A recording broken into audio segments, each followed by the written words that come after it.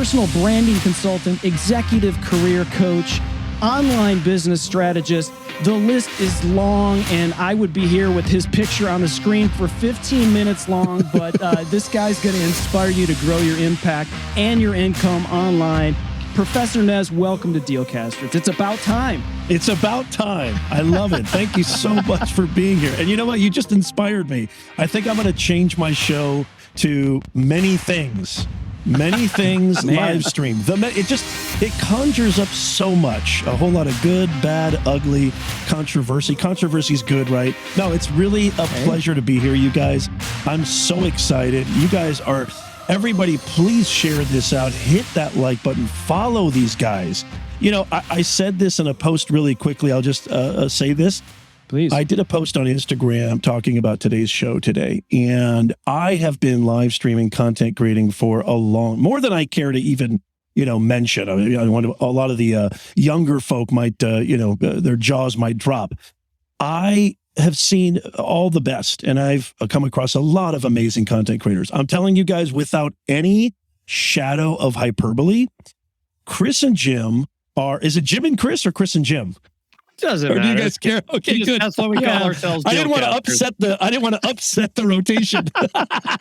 We need a together name like Brad Pitt and Angelina Jolie, Brangelina. You need Bennifer. Yeah, right. So we'll try to find something that's appropriate. I think, Chris, didn't they call us at Lima Chrism? Yeah. Because the other one didn't work. That didn't bode well. The other one was a little scary, so we went. We're not going to get a Chrism.live anytime soon, Nez. No, that's not happening. That's not happening. It doesn't have the nice ring to it. But anyway, I mean, in all seriousness, I can't wait to have a blast with you guys. Everybody watching and listening to this, I can say without any hint of hyperbole, these two gentlemen are superb. They are consummate professionals. And they do it the right way, which is, I love what you said earlier, Jim, and my heart goes out to, it's been a really tough time lately. And I know we don't want to focus on that, but it is something important. In relation to personal branding and creating value and impact for your audience, which helps your business grow, the Marine Corps way, it's like that whole mindset and that whole philosophy of service, right? Where, we wouldn't have this amazing country. We wouldn't have these amazing freedoms. We wouldn't have these amazing opportunities, which, why is it that everybody wants to come to the US? It's because we have the best opportunities, right? And so that mindset and that sort of way of being, it resonates, and it really relates to what we're talking about, personal branding. So kudos to you, gentlemen. Super excited to be here. And I'm out of here. I'm done. See you guys later. That's all I have. Exactly. No, don't go. No, man, that's awesome. And I meant this. Look at the time. No, kidding. Yeah, exactly. I meant this like when we were, Jim and I do a number of, this isn't like toot our horn moment, but we do a number of podcasts. We get. Can we stroke each other's egos for a second? Let's do that. Let's do that. Right. And I'm sure the audience would love that. Yeah. And so, we get on these shows, we get on these podcasts, we get asked to speak certain places because Amazon is one of those things that everyone's like, this is the shiny new thing that's kind of moving in this direction. Should I do this? Should I be a part of that? Type of deal. You, by the way, very early in this, started putting out content, started talking about it, started inviting people on your show. But when we were on your show, like we've been on a lot of shows, and this is not to disparage any other show or any other platform we've been on. Go ahead and disparage. Really it's great, fine. So they all were terrible. No, no, it's just like I talked to Jim afterwards, and there's not many times where you get in there and you're just, spewing the information. You're answering the questions. I think one of the great things about your show and why I'm so interested on Sundays when you go live and other days and your podcast and everything that you've got going. By the way, everyone, in the carousel is his podcast. Make sure you subscribe to Personal Branding. And is that it wasn't just about Chris and Jim talking about Amazon. It felt like, you're backstage before, people are going on stage and you're just riffing. You're just kind of like, what about this? What about this? What about this? And I got to the end of it and it didn't feel like an interview at all. It felt like these are people that are trying to sharpen their irons, trying to get better at content creation, sharing information with each other, And you do a great job on your show of pulling in your community. And so I wanted to start there if we could. Let's talk about your community that you've built. And I would like to know, maybe when you first started, because I think a lot of people, they don't know how to even begin to build a community and how to include those people and how to build what you've built so far. Can you maybe touch on that? Yeah, thank you. Wow, what a great, see what I'm saying, guys? I mean, nobody's even ever asked me that. I've been on tons of shows. Nobody's even ever asked me that. I love that. Thank you so much, Chris. Yeah, man. Yeah, I mean, what you said earlier about the show and the feel, and that's something that I never consciously was trying to do, but I definitely was consciously trying not to be like some of the shows, again, not to disparage, but I wanted the show to feel like we were all hanging out at Starbucks or maybe grabbing a beer or whatever, because those were the kind of shows that I loved growing up. I was inspired by a lot of shows like SNL, David Letterman, even some of the other variety shows like SLC and so many great vibes. I liked the energy. I liked how it seemed that there was this removal of, okay, we're doing a show. It's going to be very regimented. We're going to talk about this only. I just felt like those are the kind of shows that I really, not that they weren't valuable, but I wanted to do something different. And I really wanted to make sure that my show felt like it was home and everybody felt comfortable sharing and expressing themselves. I do the same thing in my classes too, believe it or not. I still teach at the university, even though it's on a super part-time basis. I love doing that, even though the pay is jack. But so like for me, it's always been about if you're going to build a brand, and I'd love to define personal branding too, because I think people get this really wrong all the time. They think of personal branding as being logos, insignias, social media marketing materials, color palettes, design, etc. Personal branding is really, what is the message that you have that somebody should be hearing? How do you take control of that? How do you provide value to somebody who maybe has something going on in their lives, whether it's personal, professional, maybe they just want to be entertained, whatever. What is the problem that you can solve, and how do you communicate that? And so it's really all about communication. It's really all about crafting a message that says, hey, I can actually maybe perhaps help, or, hey, you might want to join my community because if you are into this or that or XYZ, you may have fun here. And so the way that it really started was I thought less about myself. I didn't think about what I wanted. I didn't think about who I am and kind of how to, it wasn't self-promotion. I think a lot of creators, when they start creating, it's like, I'm going to get on YouTube, I'm going to get on Facebook, I'm going to get on Amazon Live. People want to hear about me. And the exact opposite is true. They don't want to hear about you. They really have a vested interest in themselves first. The reason they clicked on your video, your content, or opted in or what have you, is because something that you did in your messaging, it touched a nerve. It hit that emotional trigger. And they're like, okay, I'm curious. I actually do want to earn more money. I actually do want to get myself out of my own way, be more productive, be a better leader. I actually do want to learn more about tech so I can create something that I, feel, aligns with who I am, whatever it is, right? And so I really, this is something that goes back to just a lot of failure, a lot of learning. I mean, you guys know this. Everything changes so rapidly. The marketplace changed, which is why I have such a sadness about the university system, is because the university system is so antiquated. And COVID has really, revealed that with the lack of innovation, and so many of the infrastructure was not equipped to handle, the virtual kind of takeover, which, let's face it, guys, with or without COVID, this is going to happen. It's all happening here.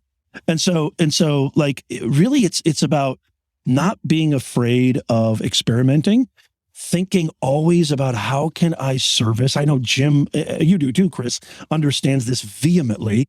What can I do to really smother my audience, my customers, my clients with unceasing value? And when you do that, the loyalty erupts. So I know that's kind of a long answer, but really in short, it has nothing to do with you. You want to make money online, you want to grow your brand. It's simple. Help people. Just help people. There's really not more to it than that. And I want to touch on something you talked about too, which I've found amazing as well, because I also do some part-time teaching at community colleges. I would love to be in your class, Jim.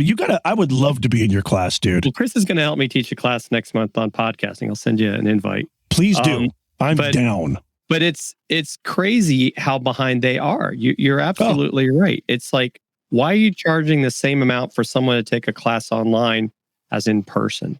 I mean, I can't believe, you talk about inflation, right? Because if you study economics, it's like, oh, goodness. What it cost us, the three of us, to go to college, those same schools today, it's probably 6 times the cost. And it's like, is it really that much better than when we went?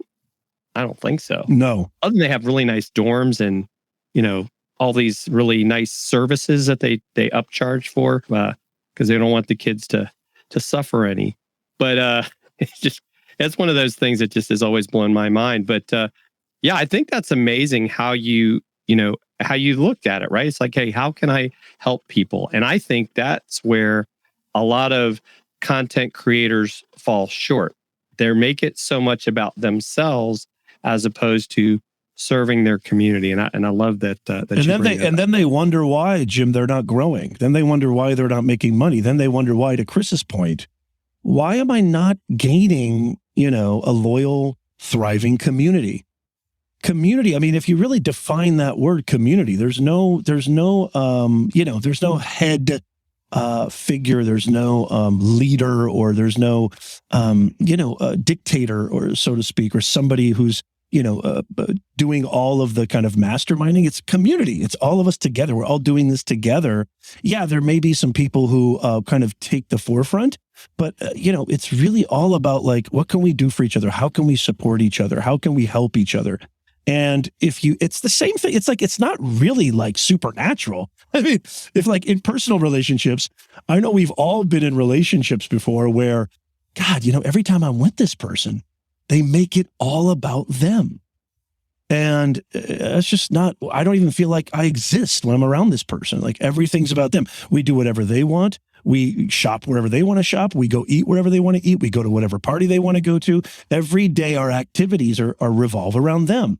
That's not a relationship. That's basically that's a solo kind of endeavor where you're basically just existing as a sort of a latcher honor, if you will. And so that's not relationships need to be reciprocal. And that's what community is all about.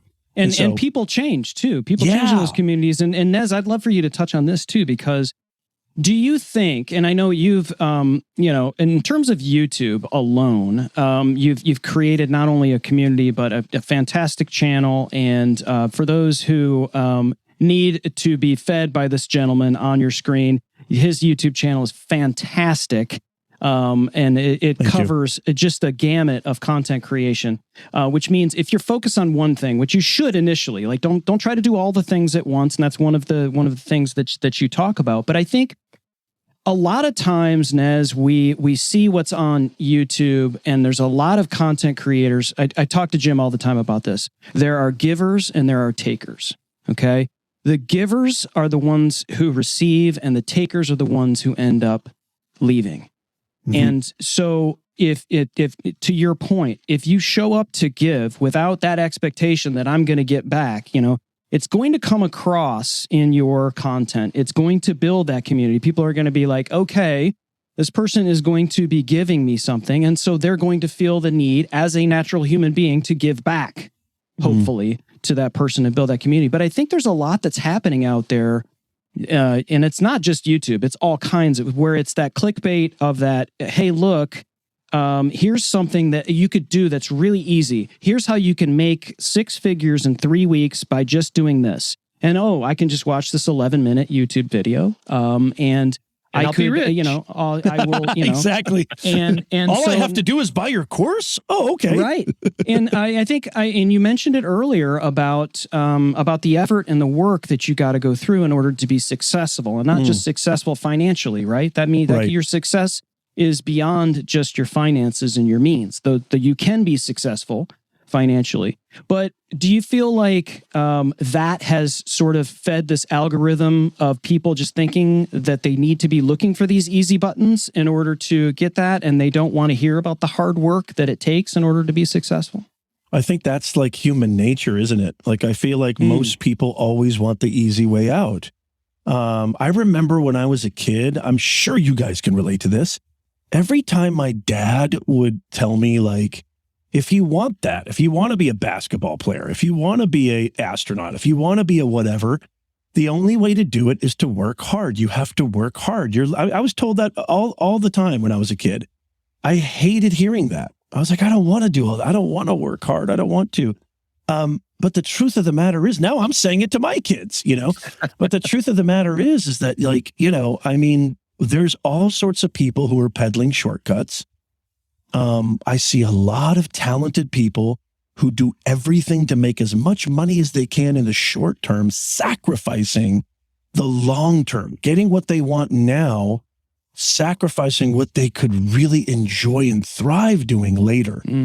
I always say this, I've done everything under the sun, from being a paper boy when I was 10, telemarketing, holy macadamia nut, one of the worst things I've ever done in my life. Actually, it was really funny because I was a telemarketer, guys, when I was 18 years old. I was making $25 an hour as a telemarketer. Now, can you imagine back in 1997, 90, I was making $25 an hour. And here's the thing, my boss always got mad at me because I'd end up talking to these guys for 2 hours about politics, religion, life. My boss is like, you're supposed to be selling timeshares. What are you doing?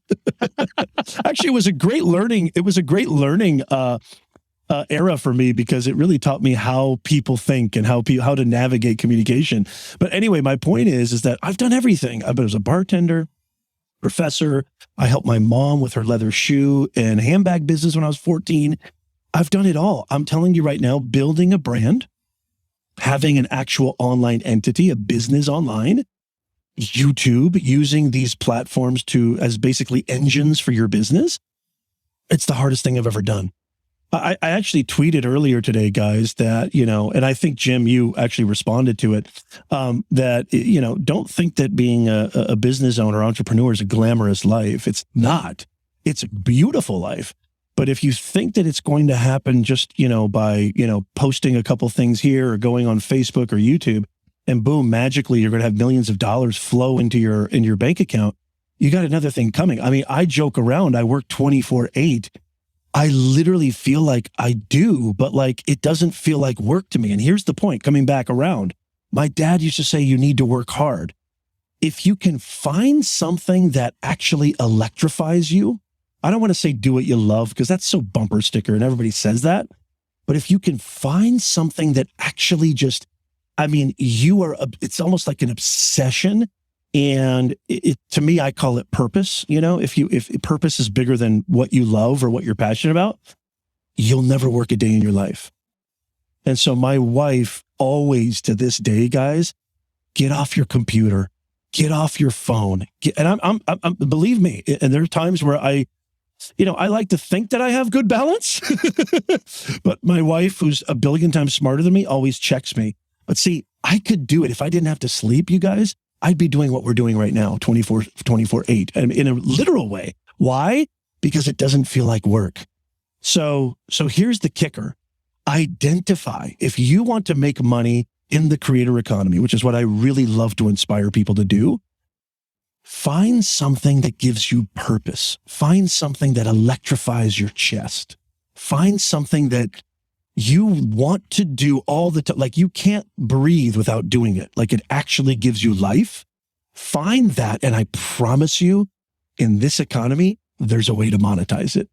And yes, if you marry that with a crap ton of hard work, not only are you going to be successful, you're going to be bulletproof. Nobody will ever touch you. And so that's really the key. And I'm happy to go deeper or what have you. Yeah, I know.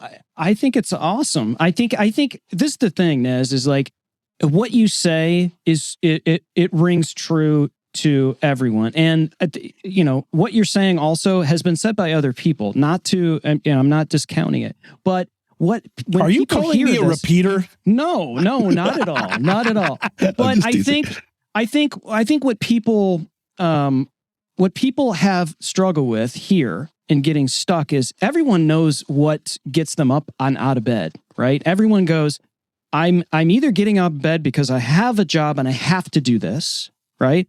Or I'm getting out of bed because I get to do this, right? And so when someone finds the get to, right?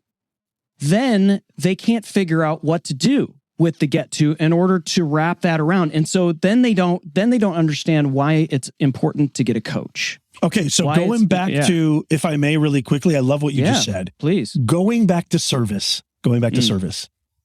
Now that you've identified, so this is exactly what I do with my clients. And you just mentioned coach, right? So my wife and I run a personal branding agency. It's a digital consulting agency. We help people with social media, YouTube, online business, e-commerce, SEO, whatever, LinkedIn profile, their career. So here's what I do with all my clients. It's these three major concepts. So first, we try to identify purpose. What is it that you feel? Because, if you're going to just go after the money, which there's plenty of money to chase, you're not going to be able to sustain that if it's not something that gives you purpose. The second and most important thing is audience. So if you want to figure out, what do? I get out of bed, like you said. I know I need to get out of bed either to pay the bills. I totally relate to that. Or doing something I really am passionate about, but they don't know where to go or how to start or where do I even begin? Begin with the audience. So if you have the purpose part down, build something around an audience that can actually get something out of what you can offer, whether it's a service, whether it's a product, whether it's entertainment, whatever it is. It doesn't matter whatever it is. It can be anything. But if you build your brand around an audience, then you have something verifiable in the marketplace. You know there's a demand for it. And then now the third thing, so purpose, audience, messaging. You need to craft a powerful message because there's a million live streamers out there. There's a trillion content creators out there. There's so many people peddling maybe the same thing you are, but there's something unique about you. So crafting a message that says, hey, I'm not these guys that you see on YouTube that say, hey, if you buy my course, you can be a millionaire. Look at my yacht. I call it, you've heard me say this, Chris. I call it the coconuts and yachts syndrome. Yes. Everybody thinks that if, like you see these 19-year-olds or you see these, it's not even 19-year-olds, it's everybody. Hey, you see my yacht? Yeah. Hey, do you see this cool drink with a nice umbrella in it? You can have that too. And you don't even have to work. You don't have to work. You don't have to speak English. You don't even have to have legs. You don't have to do anything. You don't have to have a pulse. And so, once you really understand who are the people that can be better, and this goes for careers too. I'm an executive career coach for LinkedIn. It's the same thing. It's like people who go into interviews, the clients I work with, guys, they make it all about them. I'm good at this. I graduated here. This is where I specialize in. No, you need to make it about them. What about that company? What is it that you have that makes you an asset to that company that they can't say no? So we're really good at identifying that. So if you know how to get out of bed, again, just really quickly, and you either do this, you either do what you need to do or you do what you love, but maybe perhaps you want to transition into something else in this amazing creator economy, which I'm happy to elaborate on. Now it's really about identifying audience. Who are the people that are going to really get the most out of what you have to offer? Are you good with your hands? Are you good with marketing?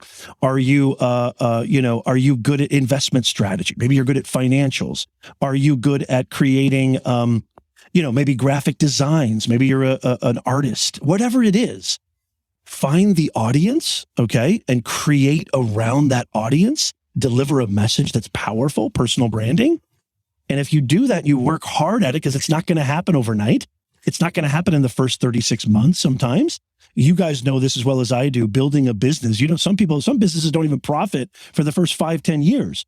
If you have the actual wherewithal for this and the understanding of that, and you know it's going to take a long time and you're willing to put in the work, I promise you guys, anybody can do this. And I think it's so important what you talk about too, because like even for me, right, I'm a marketer, I'm a digital marketer, but I worked with a coach who made me realize Nez is a marketer, Chris is a marketer. How are you different? We're all marketers, right? Yeah, we can't not be one. How I was different was I brought in my Marine Corps, background, which is a part of me, 20 plus years of my life. And that's how I'm different. That's it. And some people will like it and some people won't. And that's okay. Because I think too many people in audience building get caught up in, I'm everybody's person. No, you're not. Right. And everybody ends up being nobody. So I think what you hit is so important. I mean, there's 7.7 billion people on this planet. There's enough to go around. There's an audience out there. And by the way, look, Chris is a live streamer. Jim is a live streamer. I'm a live streamer. Believe it or not, everybody listening and watching, there's some people who maybe don't like how Professor Nez does it. I know that's a shocker. Right? How dare they? I know. How dare they? I know that's hard to believe, but there's some people who are like, you know what? Nez is just a roller coaster of trouble. I don't like him. And you know what? He's just too bombastic. I just don't like his energy.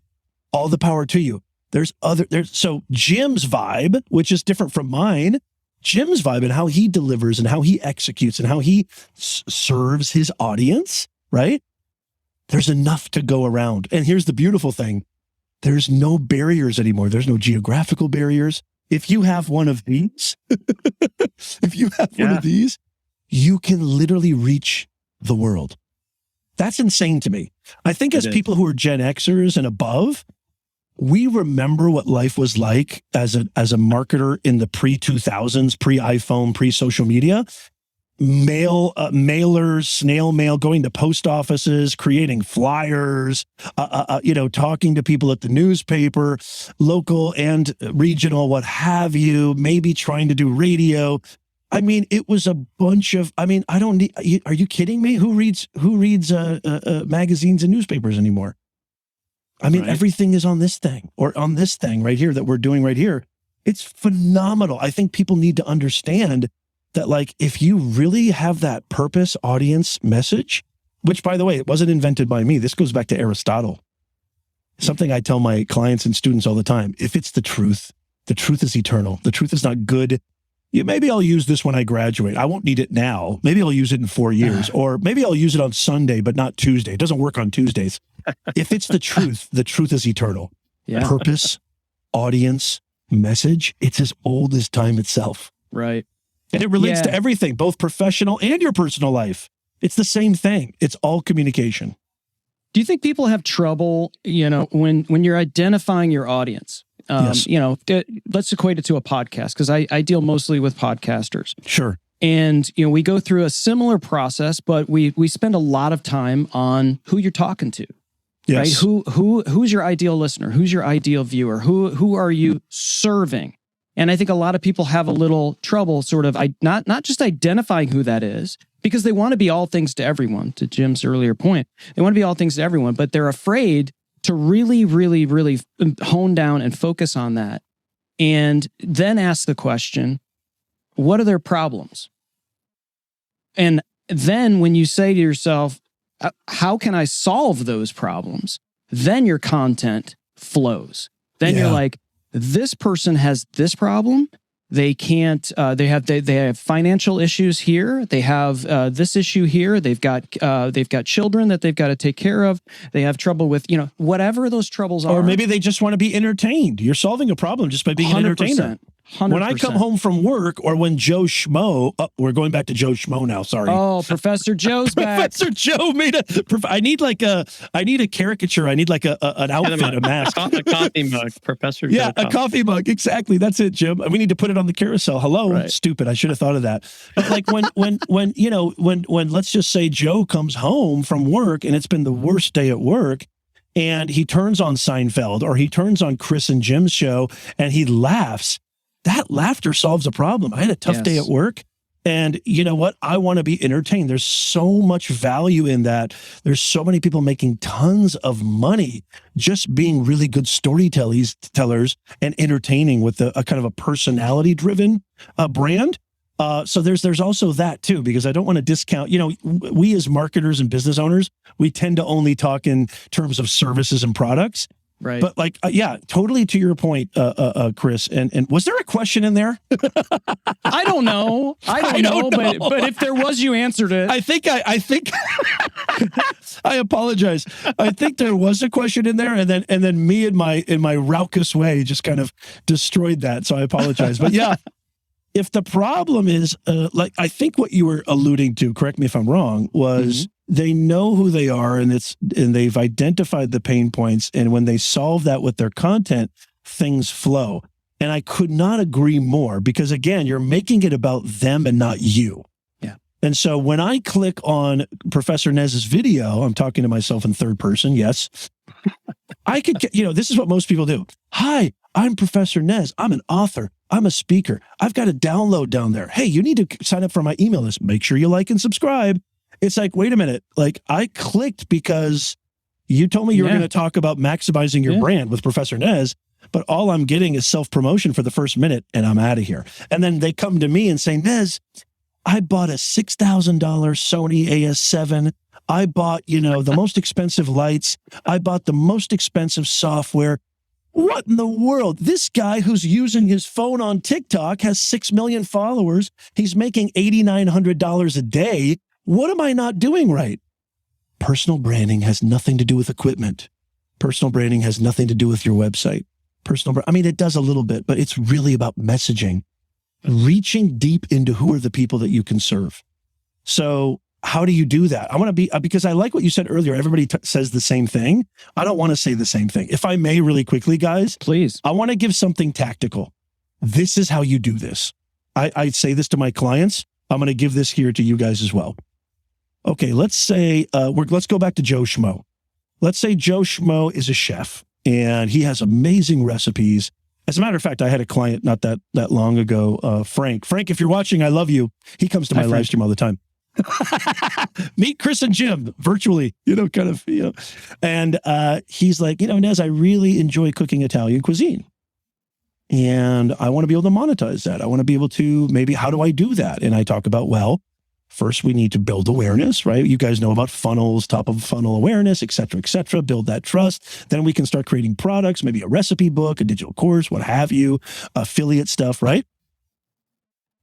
So this is what I say. Let's get tactical. How do you find out how to serve your audience? So this is a very simple thing, and I'm happy to go deeper. I don't want to monopolize, but this is what I tell them. I say, let's look at 10 channels. Okay. Let's say if we're going to do this on YouTube, or it doesn't matter, 10 businesses, 10 websites that are crushing it in your Italian, very specific niche, Italian cuisine, recipe, cooking, brand. Let's look at the top 10 channels in that specific niche. And I'm just using this because this literally happened recently. He was a YouTube client of mine I wanted to help him with his YouTube channel. But you can do this for Facebook. You can do this for your e-commerce. You can do this for whatever. What are they doing that is working? You need to do your market research. Dissect. I call it analyze and adjust. Okay. Analyze and adjust is the name of you guys know this. Being a content creator, entrepreneur, it's always about evolution. You're always evolving. Right. What are they doing well? What are they doing in their live streams? Look at their offers. What are they doing in their calls to action? What's the energy, the pacing? How do they start their video? How do they end their video? What are they doing on other platforms? What's their distribution strategy? I mean, I could go on and on. You guys, the list is, it's endless, ad infinitum. Yeah. If you do your market research, very specifically related to your niche, let's say you want to be a coach, a consultant, maybe a plumber, maybe you want to be a construction project manager, real estate agent, look at the top 10 channels. I would say even more, maybe 20, and put in the work, analyze. Look at what is Chris and Jim? Look at these amazing live streamers. What are they doing? Look at their website. Look at that intro. That intro made me look like, I literally want to go change everything on my live stream. That intro was phenomenal. Look at these beautiful overlays. Look at the ticket taper, the presentation. Look at their looks, their lighting. You can just look at the competition and don't copy, obviously, but see what they're doing well and then provide your own voice to it. And I'm telling you right now, there's so much more I could dive deep into, but when you really, let's get tactical, because you're right. I don't want to be general. those tactical things will change everything. If you really look at those top brands in your niche and just analyze to the tilt, analyze all the way, really do a deep dive, do your due diligence, incorporate what's working into your own brand. I mean, there's really nothing new under the sun. I'm not saying copy, but I'm saying there's nothing new under the sun. Just look what they're doing. Say, oh, you know what? They're offering a really cool, have a really cool creative way of getting people on their email list because that's IP. That's an asset you own. I didn't even think about that. This is like natural, right? This is human conditioning. When we're starting upon a new endeavor, it helps to have, like you said, guides, examples, right? Concrete, this or that. And so that, I mean, does that make sense, you guys? I hope that's a little bit more tactical than just the general. No. It's phenomenal. Yeah. You cannot be general, my friend. You are as tactical as they get. That means the world to me. Yes. But I let's take this let's go another step here. Please. Right. Because what you're saying, 100%. I mean, there's I hope that someone listening, watching, just is fired up to do that. And Jim and I do the same thing. We're always watching other live streamers, not just on Amazon. We're getting tips and tricks from pastors on the stage of churches. You get tips from Jim is in Toastmasters. He does speaking. All of these things to try to sharpen your skills. But I think a lot of people, when they go down the research and they start watching these people who are crushing, and they go, God, man, I could never do that.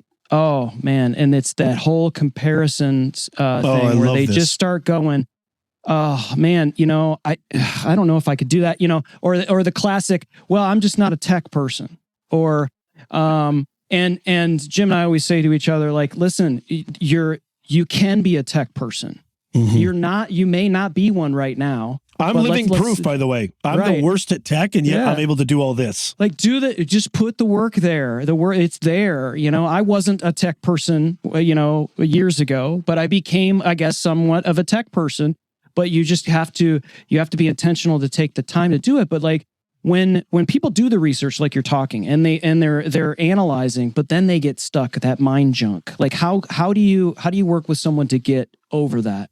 So this is so good. My God, I got to get my hats off to you guys. Again, I'm not stroking here.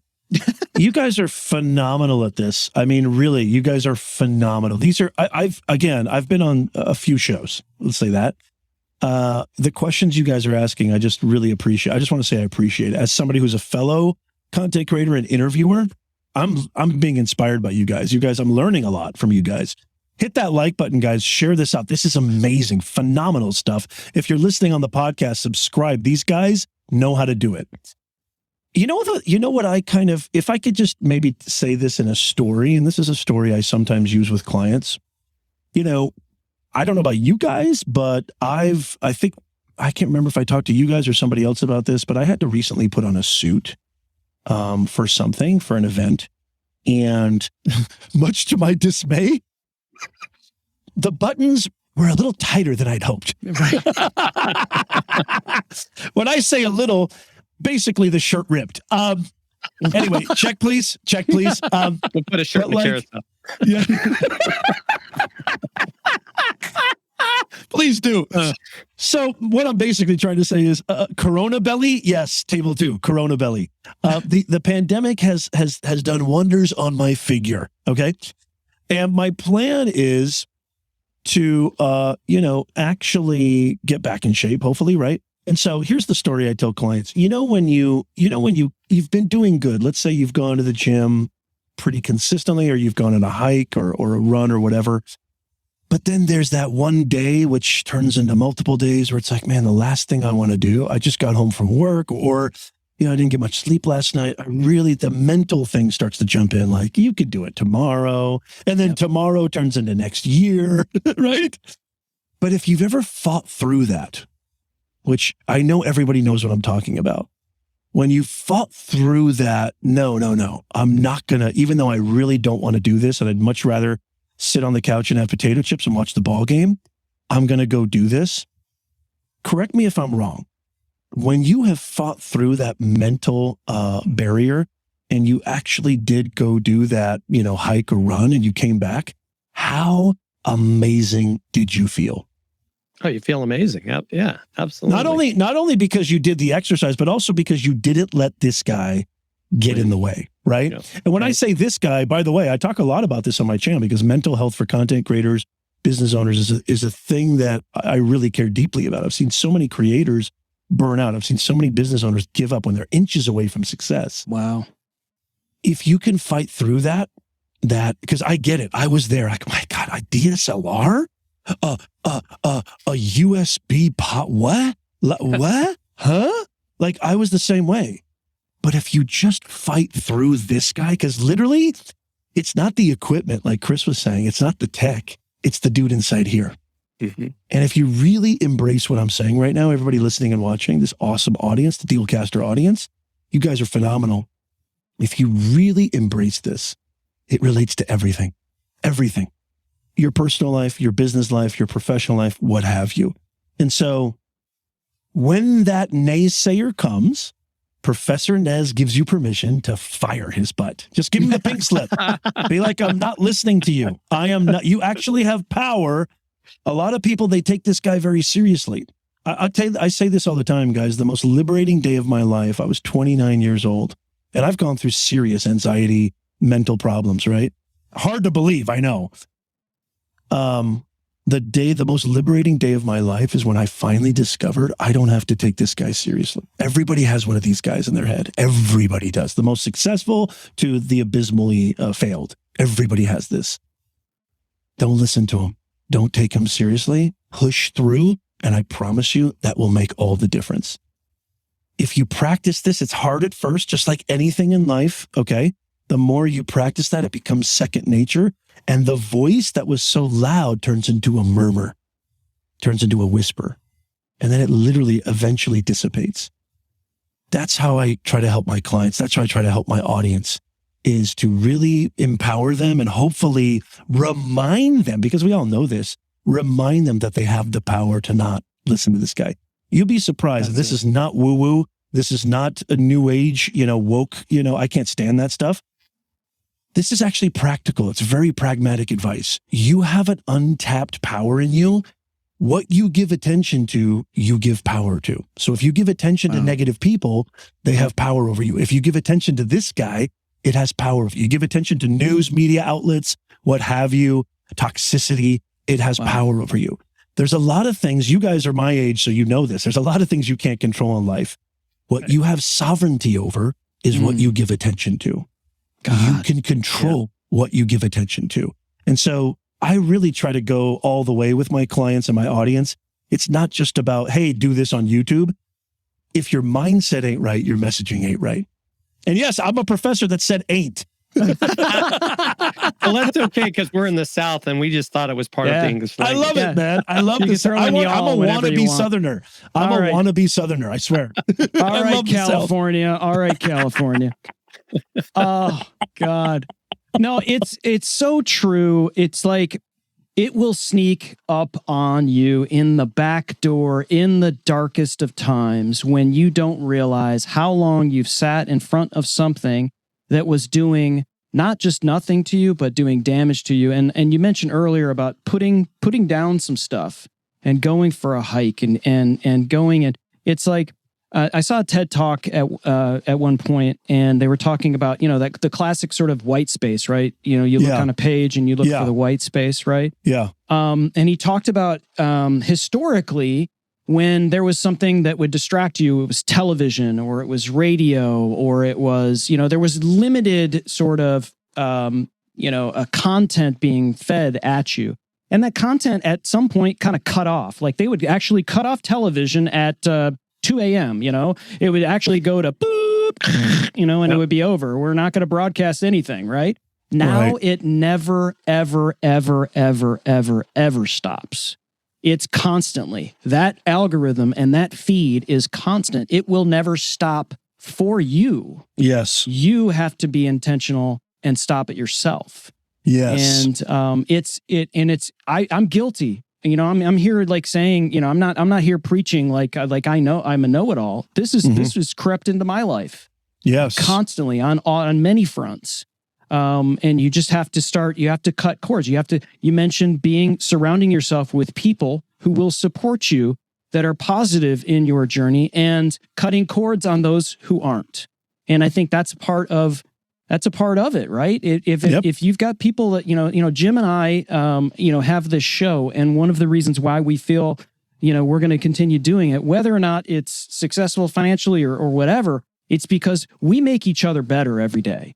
And I think you got to find other people. You don't have to find somebody to do a live show with, and in your case, you mentioned your wife, your life partner is huge. She keeps you in check on stuff. Yeah. Jim keeps me in check all the time, Nez. You wouldn't believe the kind of stuff. This dude yells at me. Good for you, Jim. He's a lieutenant colonel in every sense of the word.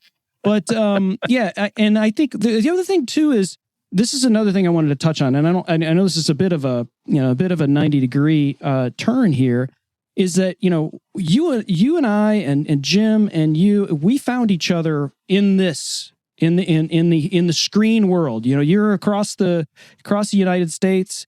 We say y'all, you say you guys. I don't know, whatever. And we found each other in this world. And a lot of times, people don't look at podcasting and live streaming and this as networking, as a way for you to touch base with people, to communicate with people, to commune with people virtually. And especially now that, the way the world is, this is, you're going to have to figure out how to do this, how to put on the suit and be able to do this. I mean, how, True. We found each other through that whole thing. And I mean, do you have any examples of how either you've worked with clients in order to do that from a networking perspective, or how to find other people that can help you? And how to get rid of that chaff that is hindering you.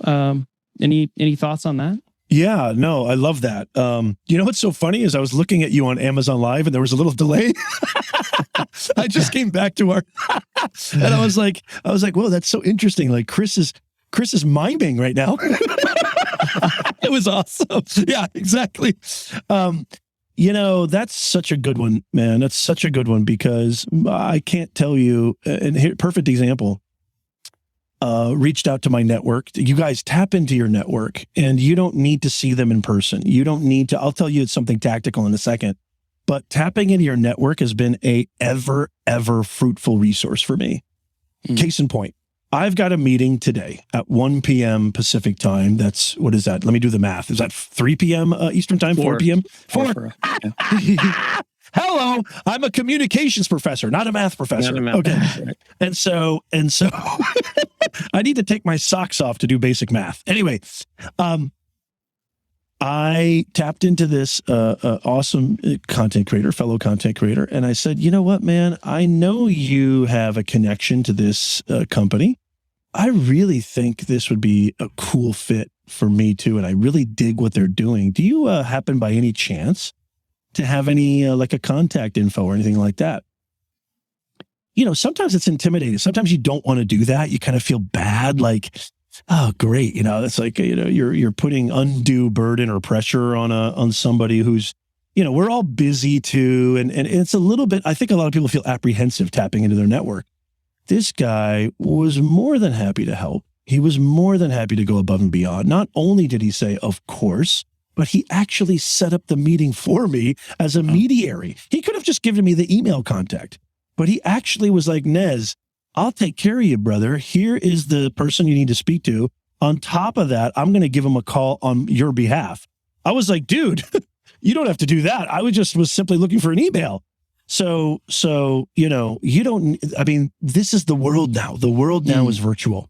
COVID has accelerated the inevitable. You need to learn how to communicate.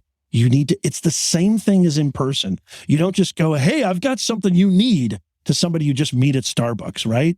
Be a human being. Right. Hey, how you doing? I noticed your mirrorless camera there. Are you a content creator? My name's Nez. Just be a human being. You know what I mean?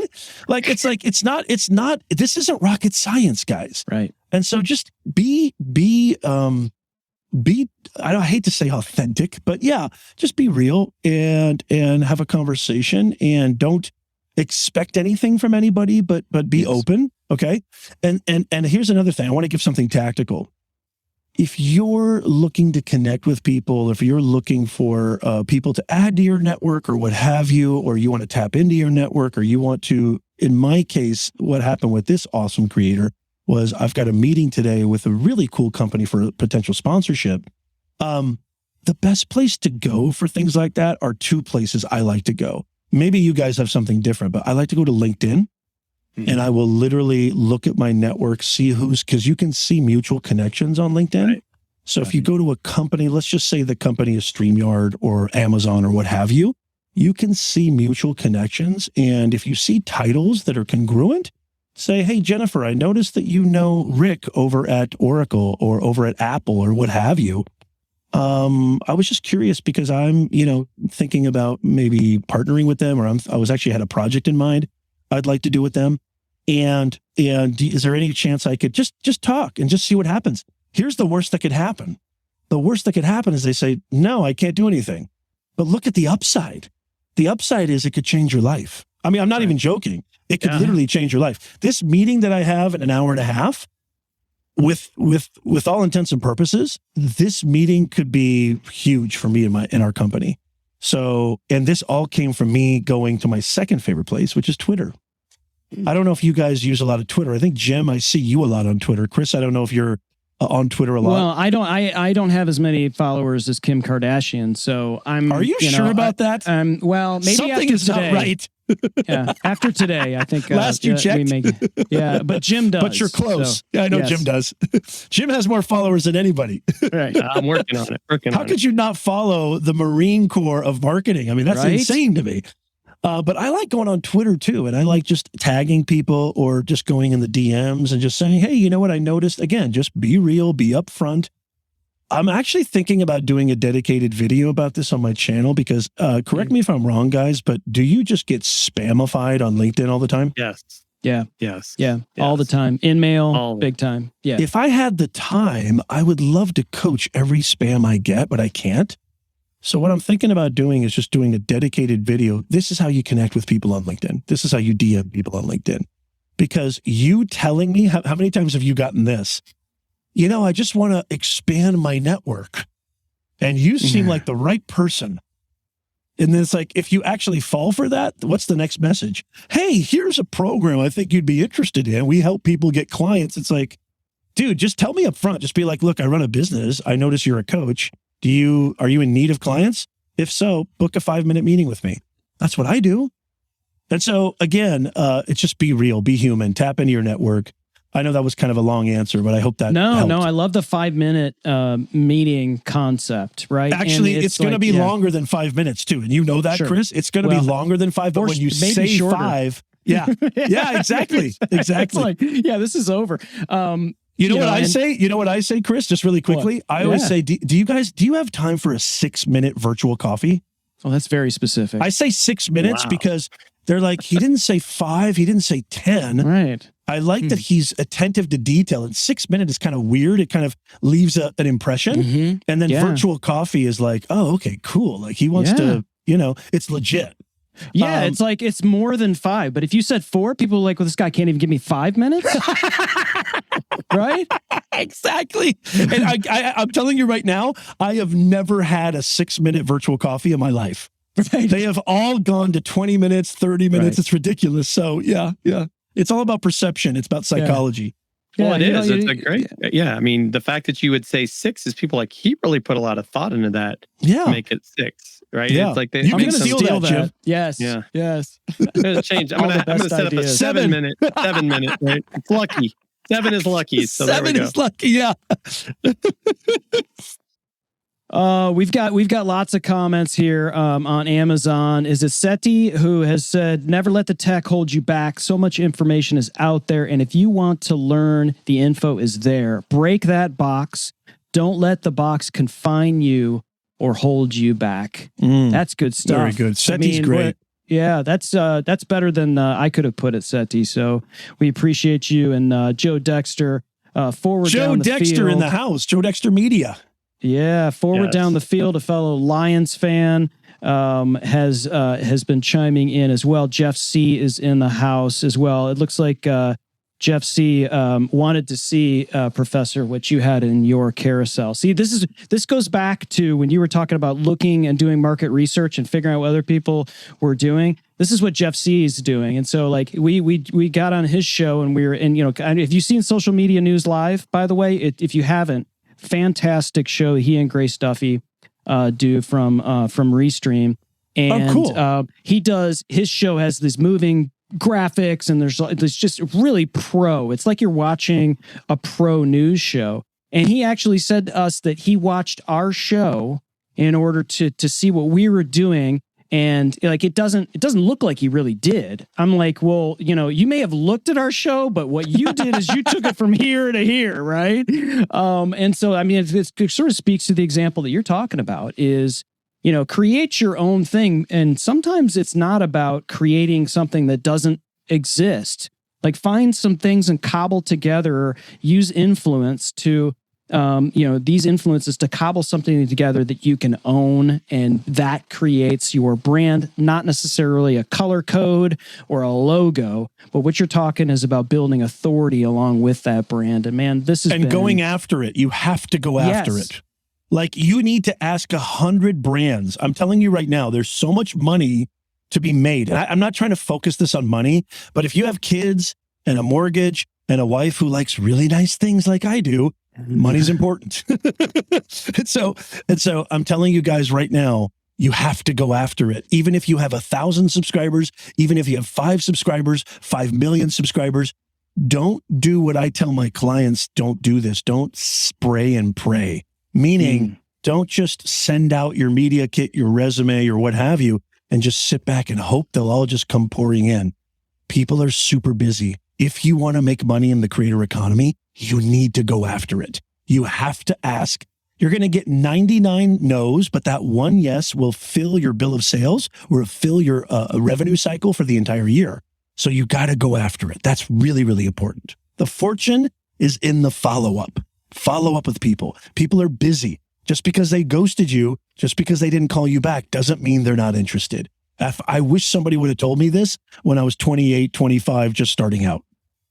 I think that's so important. And to your point as well, I mean, if you really, put the effort out there, are consistent. I mean, yesterday, Chris and I, would have never thought that we would be helping produce an event that Gary Vee was the keynote speaker. Oh, you guys did that? That's so awesome. I'm so proud of you guys.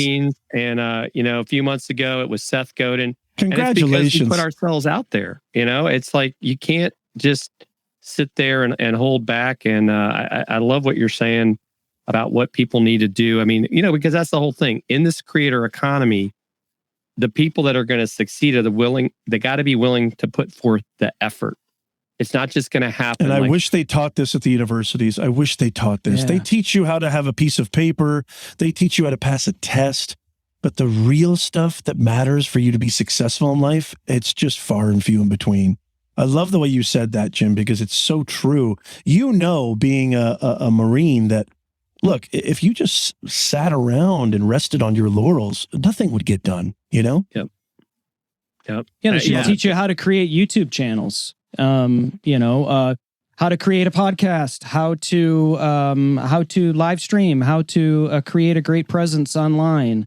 100%. Graphics. I mean, those are the kind of, and maybe they're teaching them how to write a proper email. Yes. Copywriting. I know you guys know this. Copywriting is super underrated in our line of work. Mm-hmm. Really good marketing copy, really persuasive, incentivizing communication, like copywriting, is so underestimated and underutilized. We're just going to let AI do it. We're just going to let the bots do that for us. We're just going to let AI do it. Yeah. AI is just going to do it all anyway, right? I know, that's for the crying easy out button. loud. Well, what's funny is like my kids are learning times tables. Guys, my wife thinks I'm crazy. I'm like, honey, why is he learning times tables? You can do that with this. Exactly. Like, why do I need a I don't need my kids to learn timetables. They'll just ask Siri to do it. What I would like them to learn is critical thinking. How about critical thinking? There's a concept. But no, they're learning. Yeah. They're spending 5 hours a day. I'm not even kidding you guys. And my wife can't. My wife's like, you need to stay at home. These parent-teacher conferences, she won't let me go with her because I get really upset. I get heated. I'm like, why? What you said earlier about teaching them how to start a YouTube channel or a podcast, think about that. You're learning marketing, communication, sales, thumbnails, editing, design, distribution. I mean, ownership, right? Customer service. Like, I mean, that's so much skills. Yeah. You're teaching my kid how to remember to multiply. 8 times 8 equals. Are you joking me? Like, all I need to do is use my phone. Why are you teaching things that Siri can answer? I don't care how old George Washington was when he had his first injury. I mean, I love George Washington. I love our history, but I could care less when the War of 1812 was. When was the War of 1812? Trick question, right? No, but I mean, you're so right. Like open up that world, and maybe they stumble upon something that they're passionate about. I really apologize, guys, because I can go off on education forever. So I apologize. I know it's kind of a broken record with me, but I'm so passionate about it. But the problem is, Nez, to your point, is to my perspective, it has changed in the wrong way. I mean, so much is focused on test scores, but if you get these kids out of the school and ask them to solve, like you said, a critical problem, they don't know how.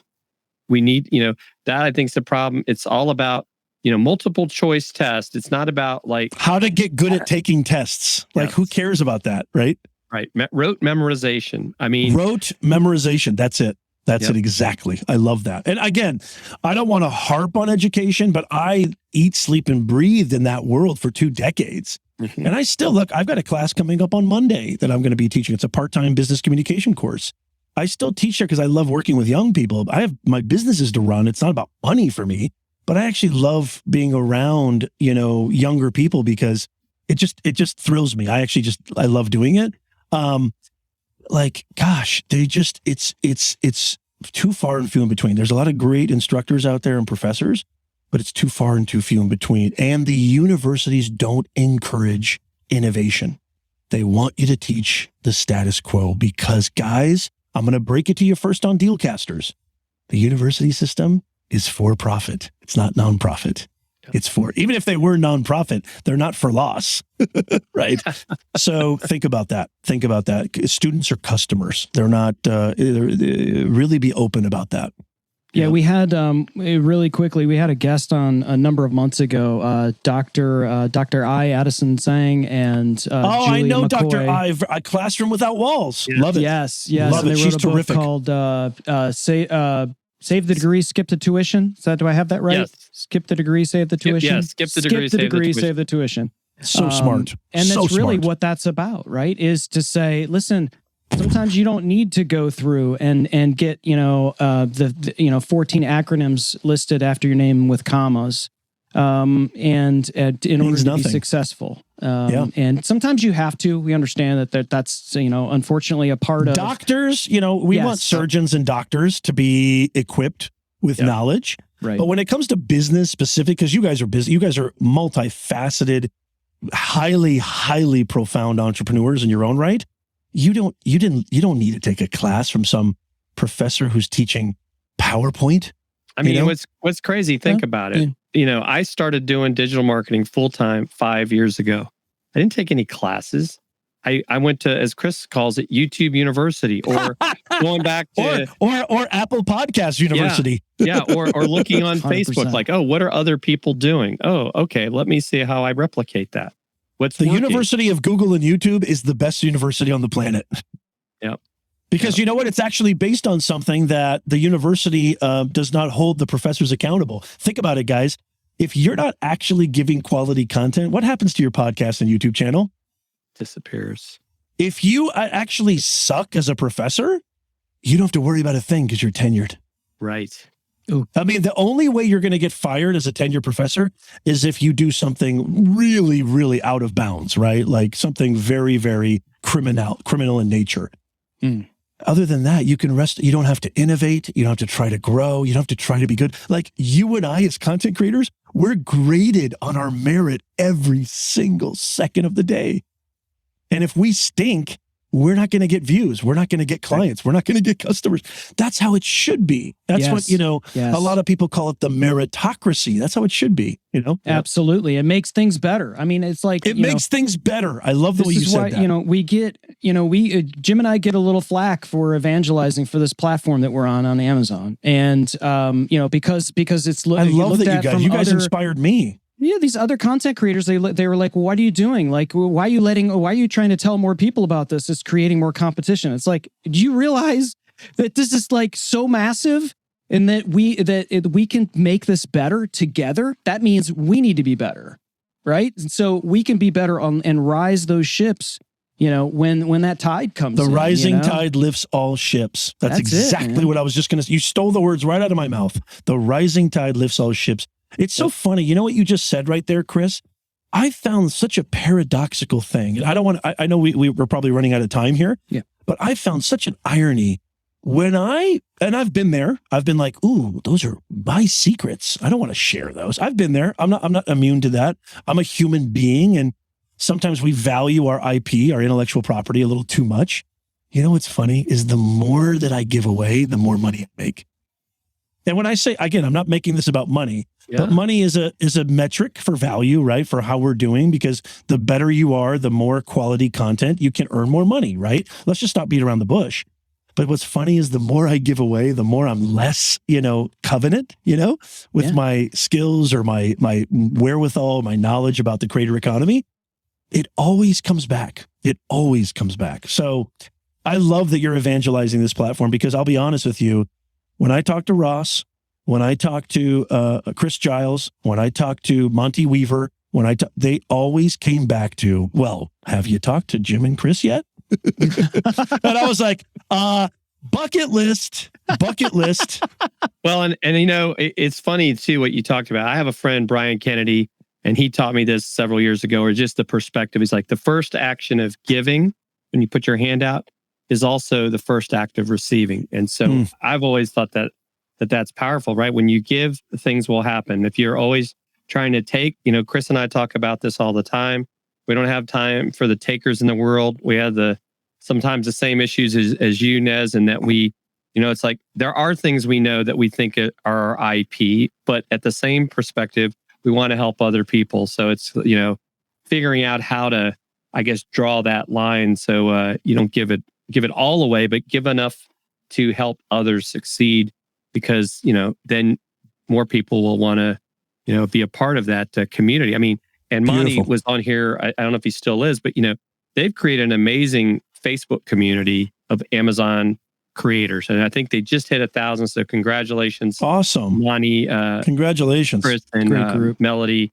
And we love being a part of it. We're kind of glad. It's funny. Chris and I joke sometimes. We had thought about starting a Facebook group, but now what we've seen, all that goes on in that group, we're like, I'm glad somebody else is doing it. Yeah.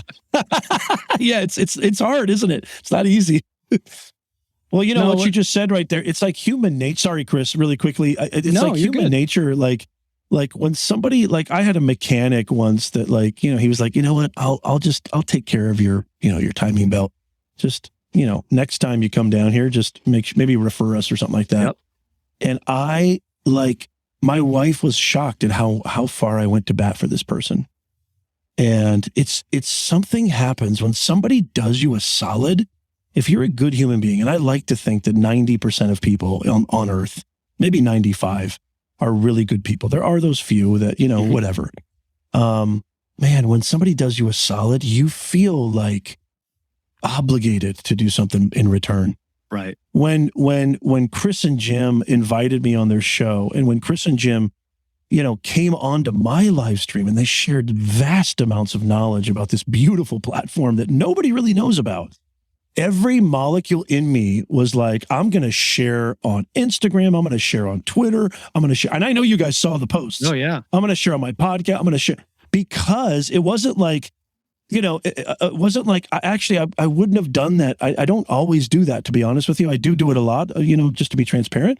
But like the fact that you guys brought the heat and you brought the value, I felt like if I didn't do that, who am I as a human being? So anyway, Chris, I didn't mean to cut you off. No, and vice versa too. It's like I think a lot of times, we'll have guests, and that guest will show up and do their deal, and then they're off, to their next, stop on their podcast tour or whatever.